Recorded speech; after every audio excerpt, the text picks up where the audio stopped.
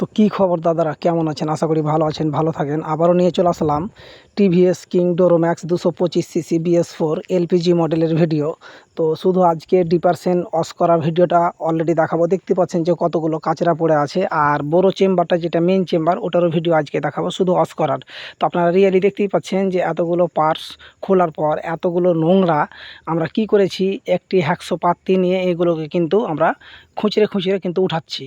Finally পুরোটাই purse অস করব, যতটুকু পারবো এই ভিডিওর মাধ্যমে যতটুকু পারবো দেখাবো, না তো পরবর্তী ভিডিওতে আপনাদের সামনে তুলে ধরবো। আপনারা মনোযোগ দিয়ে শুরু থেকে শেষ অবধি দেখার চেষ্টা করবেন।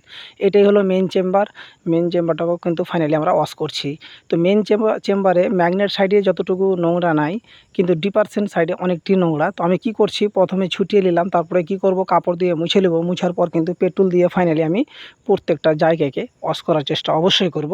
আর আমার এখানে বিশেষ করে মনে রাখবেন, কুতুবগঞ্জ রিকোভারি প্রাইমারি স্কুলের পাশেই আমার গ্যারেজ।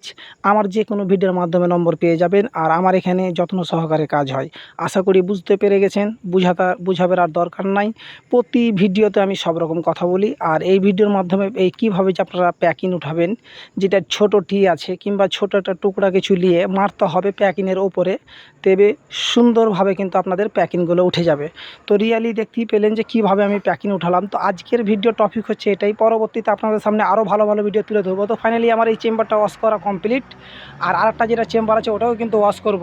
তো দেখতেই পেলেন যে আপনারা আমি কিভাবে সাফ করলাম। আপনারাও চেষ্টা করবেন, যারা যারা মিস্ত্রি আছেন অবশ্যই এভাবে সাফ করার চেষ্টা করবেন। মনোযোগ দিয়ে কাজ করবেন, মনোযোগ দিয়ে আপনারা অবশ্যই ভিডিওটাকে দেখার চেষ্টা করবেন। অবশ্যই কিছু না কিছু শিখতে পারবেন।